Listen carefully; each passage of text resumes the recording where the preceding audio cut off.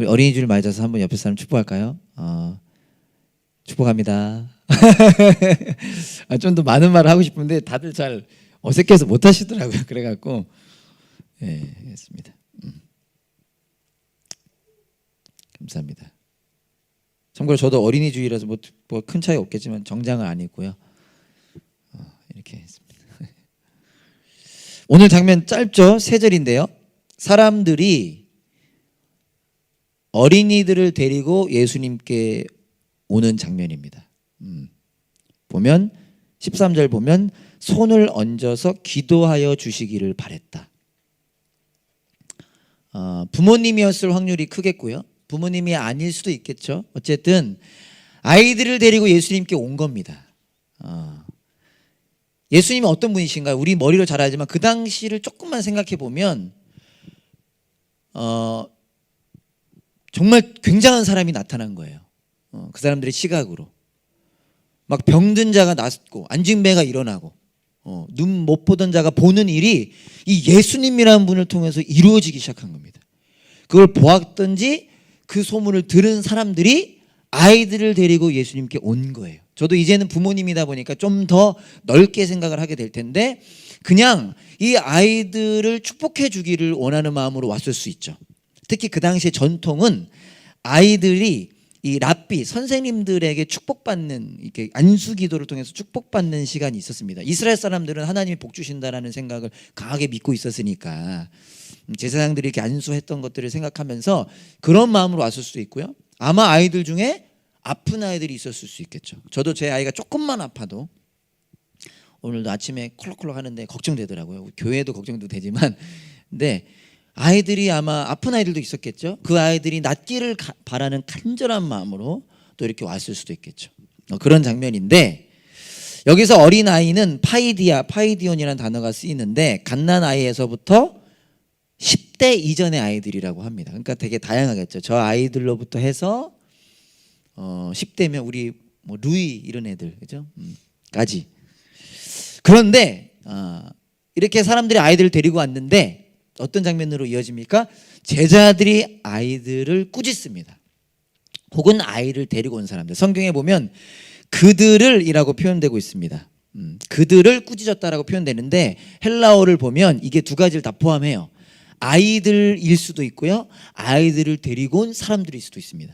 그러니까 저는 쉽게 그냥 성경을 읽었을 때 꾸짖었다고 하니까 그 어른들을 꾸짖었다라고만 생각했는데 성경을 자세히 보면 애들을 꾸짖을 수도 있어요. 진짜 저는 직접 본 적은 없지만 옛날 어른들 TV 프로그램 보면 애들은가 어디 애가 지금 막 이런 거 막 드라마 이런 데 보면 나오잖아요. 너무 옛날 드라마인가 보면 요즘 그렇게 딱 큰일 나지만 나오잖아요. 그때 그걸 생각해 보면 근데 제자들이 애들도 꾸짖은 것 같아요. 애들도 뭐 이렇게 했을까요? 어떻게 했을까요?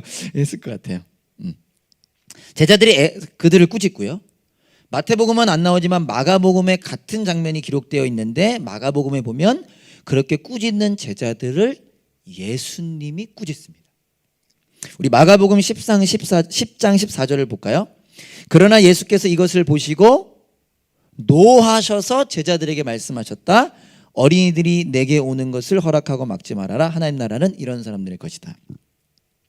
여러분 예수님이 노하셨어요.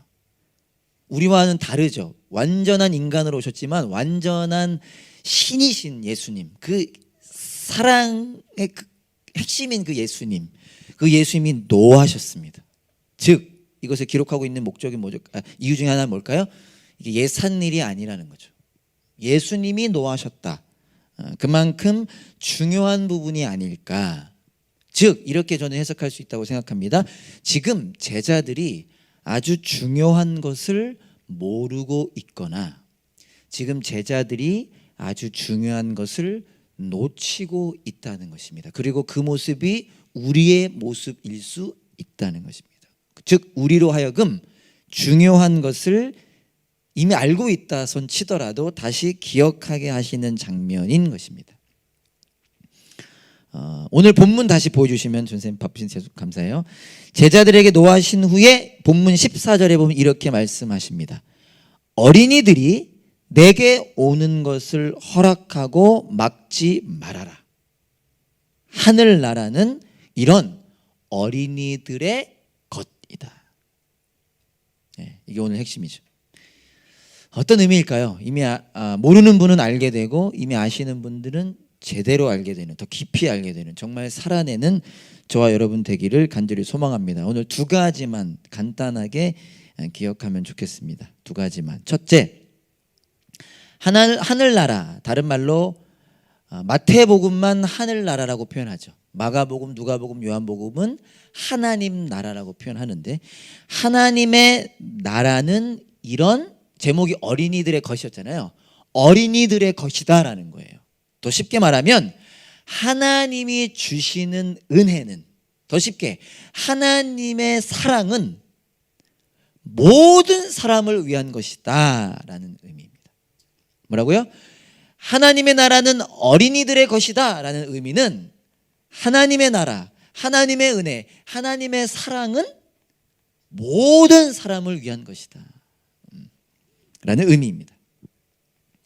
사람들이 아이들을 예수님께 데리고 왔는데 제자들이 그 사람들과 아이들을 꾸짖었어요.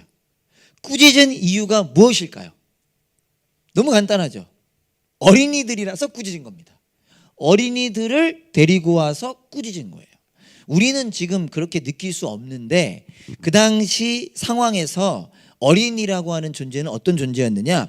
보잘것없는 존재, 자격 없는 존재, 별로 느껴지진 않아요. 왜냐하면 아무리 시대가 그렇다 쳐도 아이들이 얼마나 저 아이들이 얼마나 소중합니까? 사실 어른보다 소중하잖아요. 저보다 더 대우받는 게 애들이에요. 저보다 어디 가면은 저는 쳐다도 안 봐요, 사람들이. 그리고 좀 뭔가 잘못된 것 같아. 좀 오해하지 말고, 온라인 먹을 것도 다 애들부터 챙기고, 아니 나부터 챙겨줘야 되는 거 아니야? 근데 이게 뭔가 순서가 바뀌었는데 그럼에도 불구하고 다 농담인 거 아시죠? 아이들이 얼마나 소중합니까? 근데 그 당시는 아이들은 보잘것없는 존재였고 자격 없는 존재였어. 자기들도 아이들이 있을 때가 있었으면서 그건 잊어버리고 자격. 우리나라도 아주 오래되지도 않았죠. 우리나라도 그런 시대가 있었으니 어린이날까지 만들어진 거 아닙니까? 즉 제자들의 이 태도는 어떤 태도냐? 예수님께 올 수 없는 존재를 지금 데리고 왔다 이거예요. 특별히 예수님 그때 얼마나 바쁘셨겠어요. 온 동네 사람들이 지금 예수님 만나고 싶어 할 때인데 예수님께 올 수 없는 존재 왔다는 겁니다. 제자들에게 이런 모습은 종종 나타났어요. 성경 이미 다 보셔서 잘 아시겠지만 병자들이 예수님께 왔을 때, 귀신 들린 자가 예수님께 왔을 때, 특별히 이스라엘 사람들이 가장 개보다도 못하게 여겼던 이방인들이 예수님께 올 때 제자들은 그들이 예수님께 가까이 오는 것을 강하게 금했습니다. 마치 자기들이 뭐 된 사람이 마냥, 물론 예수님이 제자였지만 자기들이 이렇게 교통정리를 한 거죠. 왜요? 그들은 예수님께 올 수 없는 사람이라고 제자들은 생각한 것입니다. 그리고 이것은 어떤 생각에서 비롯된 걸까요? 자신들은 예수님께 나올 수 있는 존재, 예수님과 함께 할 수 있는 존재라는 생각에서 비롯된 겁니다. 자기들은 예수님의 제자니까, 선택받았으니까 예수님과 늘 함께 있을 수 있고, 너희들은 예수님께 올 수 없다. 괜찮은 애들만 올 수 있다. 즉, 좀 딱딱한 표현이지만 자격과 조건이 합당한 자가 있고 자격과 조건이 합당하지 못한 자가 있다라는 생각이 지금 나타나고 있는 겁니다.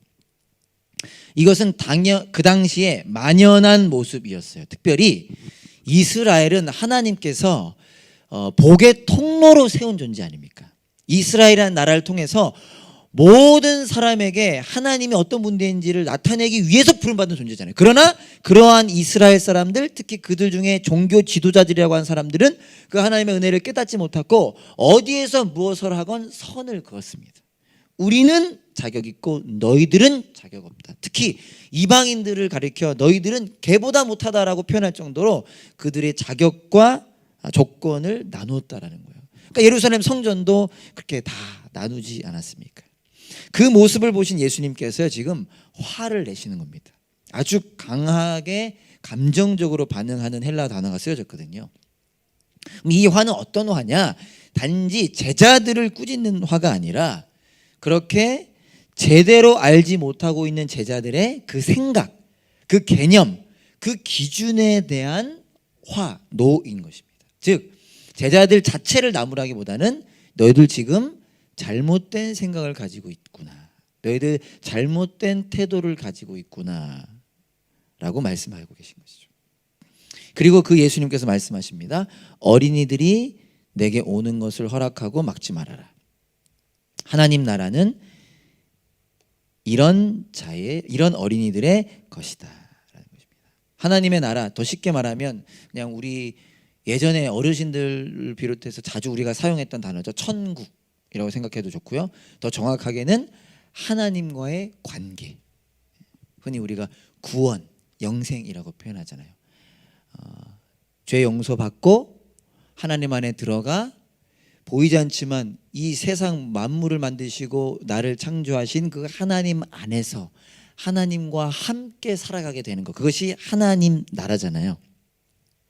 그 하나님의 나라는, 다르게 말하면 은혜와 사랑은 제자들과 사람들이 생각할 때 자격 없고 실력 없고 능력 없는, 즉 보잘것없는 사람들을 위한 것이다 라고 예수님께서 말씀하고 계신 것입니다. 즉 하나님의 사랑은 우리 모두를 향하고 있다, 이 얘기입니다.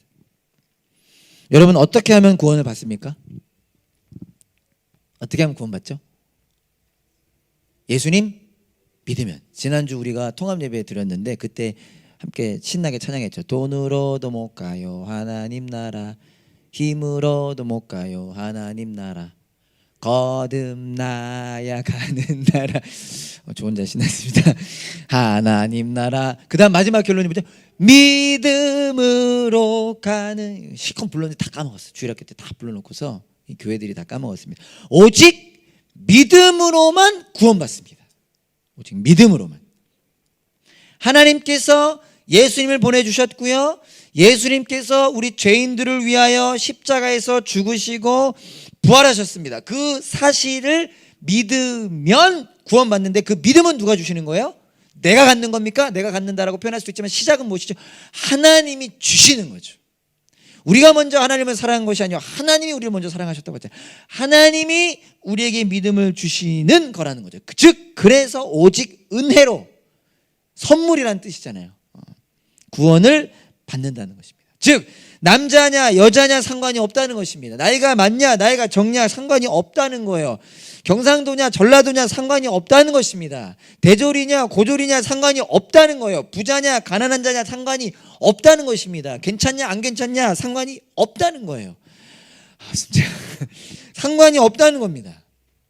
모두를 위한 것이라는 거죠. 로마서 5장 8절 말씀, 여러분 잘 아시는 너무 중요한 말씀이죠. 그러나 우리가 아직 무엇이었을 때? 죄인이었을 때. 우리 모두가 죄인이죠. 죄인 아닌 분이 있나요? 나는 의인으로 태어났다. 나는 태어났을 때 의인이었고, 나는 노가 아니라 예 먼저 했고, 나는 엄마 말씀 태어나면서부터 순종했고, 나는 울지도 않았고, 그런 사람 없잖아요. 우리가 죄인이었을 때에 예수님께서 우리를 위하여 죽으셨습니다. 의인일 때 죽으신 게 아니라는 거예요. 말씀 잘 들을 때 죽으신 게 아니라 우리가 죄인이었을 때에 예수님께서 우리를 위하여 죽으셨습니다. 이리하여 하나님께서는 우리들에 대한 자기의 무엇을요? 사랑을 확증하셨느니라. 아멘. 실증하셨느니라. 다시 요약합니다. 죄인인 우리 모두를 위해 예수님을 보내주셨고, 죄인인 우리 모두를 위해 예수님이 죽으셨습니다. 모두를 위한 구원인 것입니다. 사랑하는 여러분, 오늘 어린이 주일을 맞아서 기억하면 좋겠습니다. 저부터가 기억하길 바라는데요, 하나님은 죄인들의 아버지 되기 원하십니다. 거기에는 나 같은 사람도 포함됩니다. 우리 교회에 많아요. 우리 교회에 착한 분들이 많으셔갖고 자기는 자격 없다 이거예요. 자기는 목사님 저는 자격이 없어요. 아니, 그런 분들을 위해 예수님이 오셨다는 거예요. 그리고 무엇이 포함됩니까? 우리 교회는 그런 건 없지만 세상에서 많이 존재할 수도 있죠. 저는 많이 그렇게 살았는데 저런 사람도 포함된다는 거예요. 저런 사람도요? 제가 성경 공부 때 정말 제법 많이 듣습니다. 예수님 믿으면 죄 용서받고 구원받습니다. 그럼 꼭 씹으네요. 그럼 저런 사람도요? 저런 사람도요? 저런 사람도요? 이해는 해요. 그런 마음이 어떤 마음인지 이해는 합니다. 그러나 저런 사람도 포함됩니다. 거저는 아니고 예수님 믿어야 구원받는 거죠. 즉 시작을 어디서부터 시작했으면 좋냐? 우리 교회에 뭐 몇 명 모이나요? 요즘 뭐 모르겠어요. 하여간 우리 교회 성도들이 계신데 그들 모두를 하나님이 사랑하신다는 겁니다. 그들 모두가 우리의 마음엔 좀 안 맞을지 몰라도, 우리 교회는 그런 게 없지만 나와는 조금 저기 할지 몰라도 저기 거시기 할지는 몰라도 하나님은 그를 사랑하신다는 거예요. 그리고 그 사랑을 우리를 통해 나타내기 원하시는 겁니다. 그걸 우리가 기억해야 되는 거예요. 그리고 어린이 주일을 맞아서 우리는 그렇죠. 우리는 어린이 너무 사랑하잖아요. 그러나 오늘 이 시간을 통해서라도 더 어린이들에게 집중하고 또 우리 친한 애들이랑만 친하잖아요. 좀 그럴 때 있잖아요. 저도 뭐 우리 애들이랑만 친하나 어쨌든 근데 좀 더 다가가는, 저희 1부는 좀 죄송합니다 안타까운데 2부 때는 싱캠프 때 했던 노담 엔젤이라는 걸 합니다. 그래서 우리 온 성도가 아이들을 하나씩 뽑는 거예요. 그리고 한 텀 동안 그 아이들을 위해 기도합니다. 얼마나 아름다워 감사해요, 그죠? 그래서 그 아이들을 위해 기도하고 사랑하는 저와 여러분 되게 소망입니다. 교회는 어떤 존재냐? 그 은혜, 하나님이 우리 모두를 사랑하시고 기다리신다라고 하는 그 은혜를 나타내는 존재가 교회입니다. 그 은혜를 나타내는 저와 여러분 될 수 있길 간절히 소망합니다. 두 번째, 첫 번째는 뭐였죠? 하나님의 나라는, 하나님의 은혜는 모든 사람을 위한 것이다. 나를 위한 것이고 저런 사람을 위한 것이다. 두 번째, 하나님의 나라를 어린이와 같이 받아들이지 않으면 들어갈 수 없다는 것입니다. 이건 마태복음에 나와 있지 않고 마가복음에 나와 있었는데, 전생 혹시 마가복음 10장 15절, 역시 전생 빠르십니다. 제가 한 번 더 읽어보겠습니다. 내가 진정으로 너에게 말한다. 우리 전생 빠르죠. 누구든지, 자 이거 집중하셔야 돼요. 어린이와 같이 하나님 나라를 받아들이지 않는 사람은 거기에 들어가지 못할 것이다. 모두를 위한 것이긴 한데 하나님 나라가 여기서 조건이 하나 있죠. 하나님 어린아이와 같이 받아들여야 된다는 것입니다. 자, 그럼 이거 하나만 알면 되겠죠. 어린이와 같이 받아들이는 것은 무엇일까요? 뭐 많이 들어보셨을 수도 있는데, 그래서 좀 다양해요. 책도 다양하고요, 주석도 찾아보고 뭐 다양한 게 일치는 하는데 또 목사님들 설교들도 들어보면 또 그때그때에 따라 좀 다양하게 하긴 하네. 그래 한번 생각해 봅시다. 여러분, 어린이와 같이 받아들이는 게 뭘까요? 하나님의 나라는 어린이와 같이 받아들여야 들어갈 수 있대요. 어린이와 같이. 뭘까요? 어린이와 같은 게 뭘까요?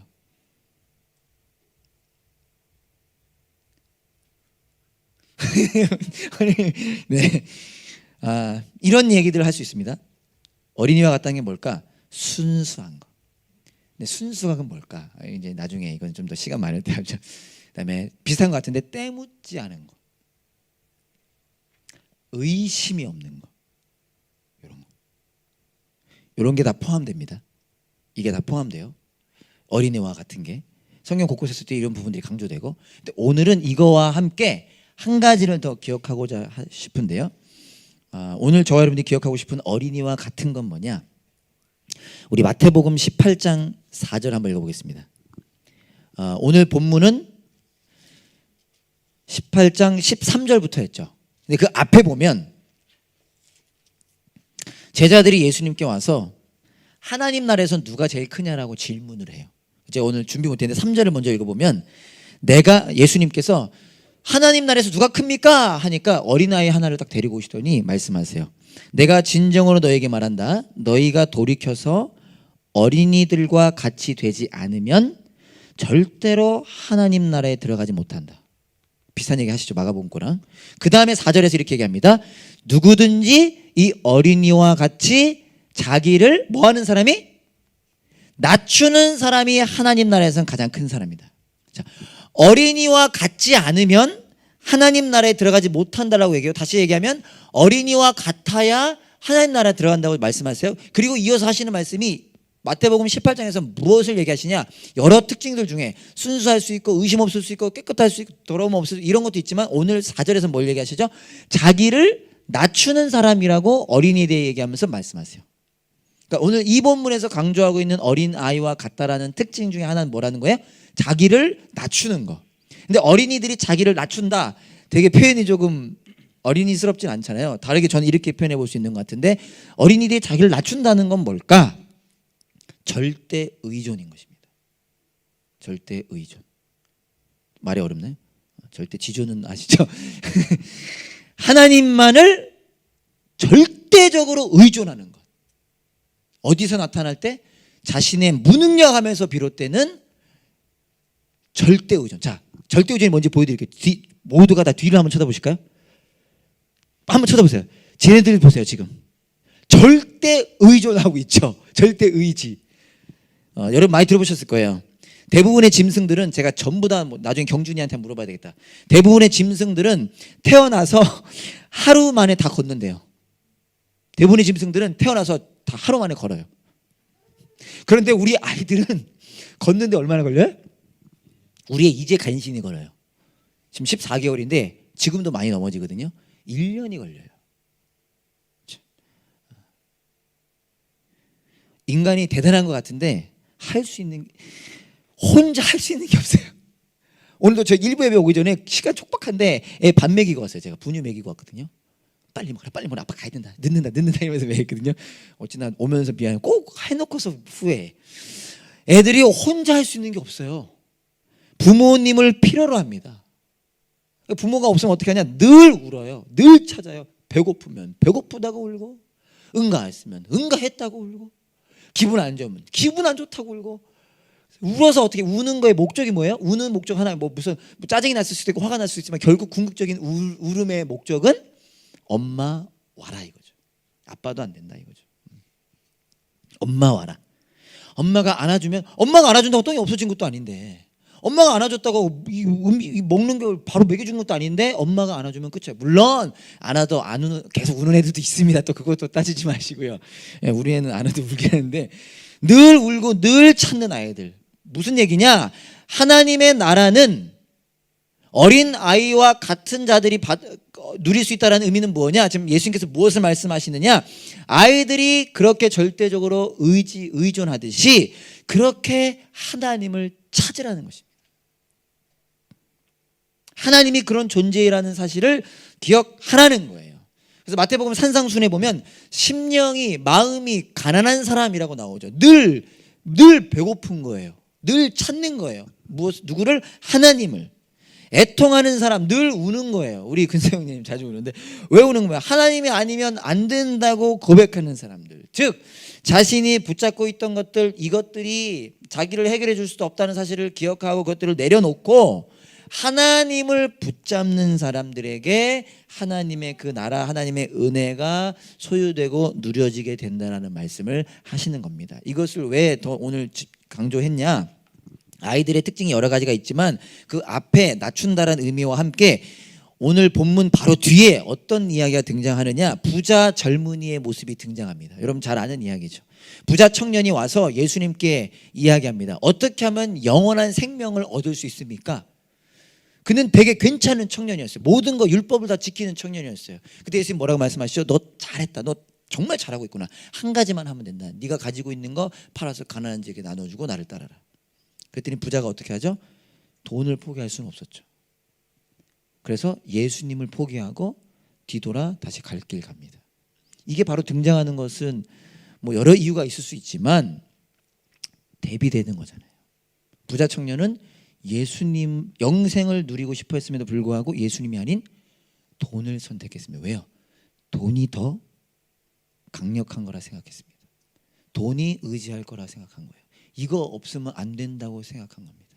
어린아이와 대조되는 것이죠. 사랑하는 여러분, 저와 여러분들이 이미 알고 있을 수 있지만 더 깊이 깨닫기 원합니다. 우리라는, 인간이라는 존재는 나의 힘으로 나의 문제를 해결할 수 없는 존재라는 사실을 기억합시다. 그리고 모르면 깨닫기 원합니다. 인간은 인간의 문제, 자잘한 문제는 해결할 수 있겠지만 결국 죽음이라는 문제를, 구원이라는 문제를 해결할 수 없는 죄인입니다. 그러나 감사한 것은 무엇이죠? 그런 우리를 하나님께서 기다리고 계시고 초대하고 계시고 쫓아오고 계시다는 사실이죠. 즉 우리는 우리의 문제를 해결할 수 없으나 하나님께서 이미 우리의 문제를 예수 그리스도 통하여 해결하셨고 그 은혜를 우리에게 부어주시기를 원하고 계신다는 사실을 기억하기 원합니다. 예수님이 말씀하셨습니다. 내가 곧 길이요 진리요 생명이다. 한번 묵상해 보시죠. 시간 되시면. 예수님만이 길이라는 것입니다. 다른 길은 없다. 우리의 죽음을 넘어설 뿐만 아니라 영원한 생명, 영원한 기쁨으로 살아갈 수 있는 유일한 길은 예수님. 그 사실을 알게 되고 붙잡게 되기를 소망합니다. 그래서 그 예수님으로 인하여, 예수님을 믿음으로 인하여 하나님 나라, 하나님 안에서의 삶을, 그 기쁨의 감사의 삶을 살아가는, 저 아이들이 엄마 품에 있으면 행복하잖아요. 어떻게 하냐고요? 다 아시잖아요. 그렇게 우리도 하나님 나라를 살아가기를 소망하고요. 그렇기 때문에 다른 이들에게 그 은혜를, 애들은 가라가 아니라, 애들은 가라가 아니라, 너는 가라, 너는 가라가 아니라 모두를 주님께로 초대하고 인도하는 실력을 갖는 저와 여러분 될 수 있기를 간절히 소망합니다. 아멘. 말씀 한 구절 읽고 마치겠습니다. 오늘 좀 빨리거든요. 최근에 읽은 예레미야 애가, 제가 준비는 안 했습니다. 그냥 제가 읽어드릴게요.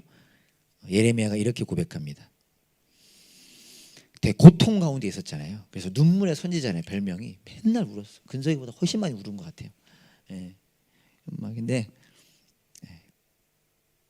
이렇게 고백합니다. 그러나, 그러니까 내가 고통 가운데 있으나 마음속으로 곰곰이 생각하며 오히려 희망을 가지는 것은 주님의 한결같은 사랑이 다함이 없고. 기가 막히잖아요. 주님의 뭐하는 사랑이, 저 같은 경우는 이렇게 들쑥날쑥해요. 상당히 되게 들쑥날쑥합니다. 감정도 되게 들쑥날쑥하고. 근데 한결같은 사랑이 뭐함이 없고 다함이 없고 네버엔딩. 그 긍휼이 끝이 없기 때문에. 어떻게 나 같은 사람이 할 때 예수님 말씀하십니다. 너 같은 사람을 내가 끝까지 불쌍히 여기겠다는 말씀이죠. 주님의 사랑과 긍휼이, 제가 너무 좋아하는 대목인데, 아침마다 새롭고 주님의 신실이 큽니다. 나는 늘 말하였다. 주님은 내가 가진 모든 것, 주님은 나의 희망. 그 은혜를 누리는 우리 모두가 되기를 간절히 소망합니다. 여러분, 우리가 먼저 그 은혜를 누려야 다른 이들에게 그 은혜를 나타낼 수 있습니다. 아멘, 아멘.